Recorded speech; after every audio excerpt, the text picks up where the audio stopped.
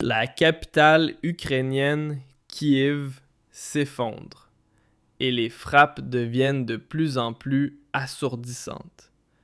Des vidéos explosives montrent l'échec des systèmes patriotes, tandis que la capitale ukrainienne, Kiev, s'effondre et les frappes deviennent de plus en plus assourdissantes.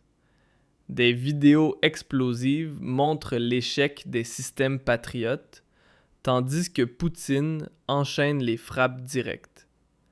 Chaque missile intercepté coûte des millions, mais malgré cela, les roquettes russes atteignent leur cible. Résultat, 600 000 personnes ont déjà fui. Le Parlement est privé d'eau et de chauffage, et Klitschko parle ouvertement d'un exode massif. Kiev n'est pas conquise. Kiev est vidée. Et c'est là que la situation devient explosive.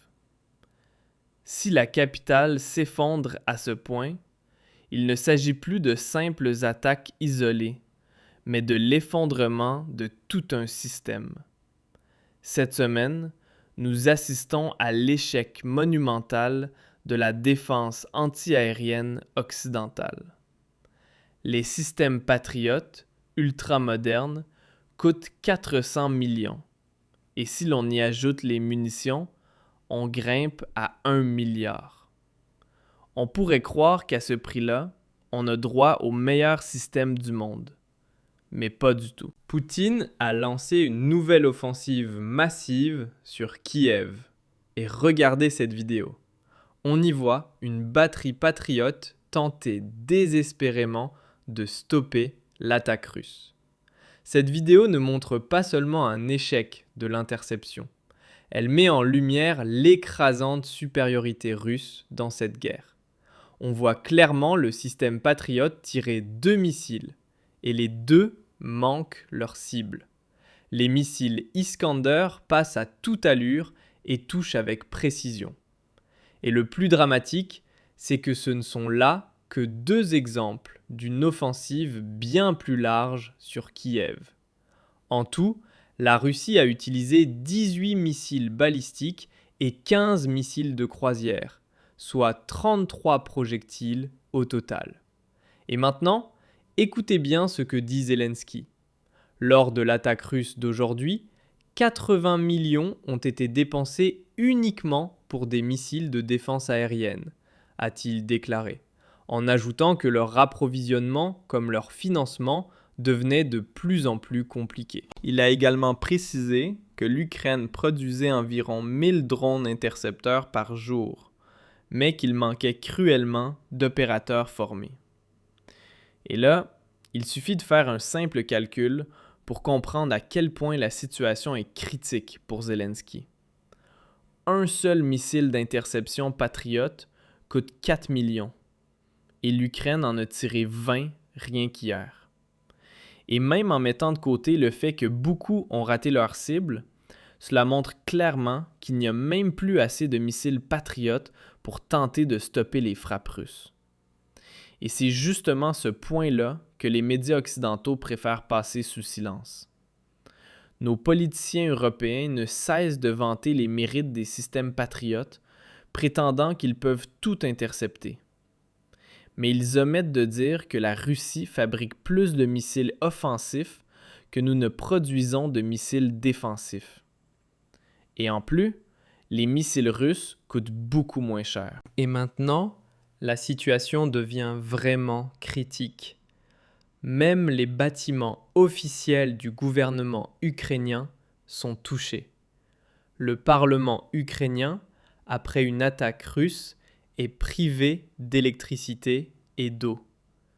Les frappes russes sur le réseau électrique dans la nuit ont laissé le bâtiment parlementaire de Kiev sans courant, sans chauffage, sans eau, a déclaré le président du Parlement mardi.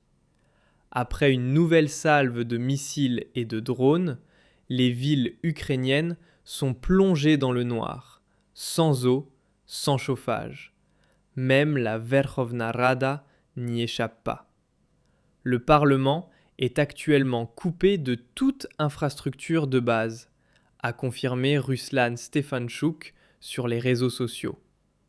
Et je veux dire, que dirais-tu, toi, si tu étais député et que la guerre frappait désormais jusque dans le Parlement? Moi, franchement, je ferais tout pour que ce conflit prenne fin au plus vite et que la destruction cesse enfin. Et si tu partages cet avis, n'hésite pas à laisser un like. Et encore, le Parlement, ce n'est presque pas le pire. Ce sont les hôpitaux sans électricité qui sont bien plus inquiétants. C'est là que la situation devient réellement dramatique. Le seul qui insiste pour poursuivre cette guerre coûte que coûte, c'est le président Zelensky. Il a eu à plusieurs reprises l'occasion d'accepter le plan de paix en 28 points proposé par Trump, mais il refuse systématiquement. Il préfère maintenir ses exigences maximalistes et bloque ainsi toute chance de paix. Une seule décision suffit à prolonger ce conflit. Et je dois le dire clairement, cela n'a plus rien à voir avec une politique responsable. Il y a une toute autre motivation derrière tout ça. Mais j'y reviendrai en détail dans un instant, car voici venir le moment où tout bascule. D'autres responsables, comme le maire de Kiev, Klitschko, parlent désormais d'un exode massif hors de la capitale. Il a déclaré à l'AFP que 600 000 personnes avaient fui Kiev ce mois-ci à cause des frappes russes contre les infrastructures énergétiques. Klitschko a précisé que suite à son appel, 600 000 habitants ont été évacués, beaucoup se retrouvant sans services essentiels. Il a renouvelé son appel à l'évacuation afin de soulager le réseau énergétique, soulignant la stratégie de Poutine: briser la résistance en profitant du gel hivernal. La situation est critique, a-t-il affirmé. De nouveaux systèmes énergétiques sont urgents, mais face aux frappes continues et au froid glacial, on reste dépendant des systèmes de défense antimissiles. Il faut bien se rendre compte, plus d'un demi-million de personnes ont quitté la capitale, alors même que Kiev est situé à des centaines de kilomètres du front. Ce sont, bien sûr, en majorité, des gens qui font fonctionner la ville: personnel hospitalier, policiers, aides-soignants, ouvriers, éboueurs. Plus les gens partent, plus les services essentiels s'effondrent, et Kiev approche d'un point de rupture. Il faut le dire clairement, tout, absolument tout, indique que l'Ukraine est en train de perdre cette guerre. Et la vraie question maintenant, c'est: combien de temps Zelensky va-t-il encore retarder l'inévitable? Je vais même aller plus loin. Tant que l'Union européenne continue d'envoyer des milliards et que la moitié finit dans le cercle rapproché de Zelensky, il continuera ce jeu dangereux. Et c'est bien cela qu'il faut retenir. 600 000 personnes fuient la capitale. Plus d'électricité, plus d'eau, plus de chauffage. Même le Parlement gèle, et pourtant la guerre continue, contre toute logique. Ce n'est plus une défense nationale, c'est un entêtement politique dans une situation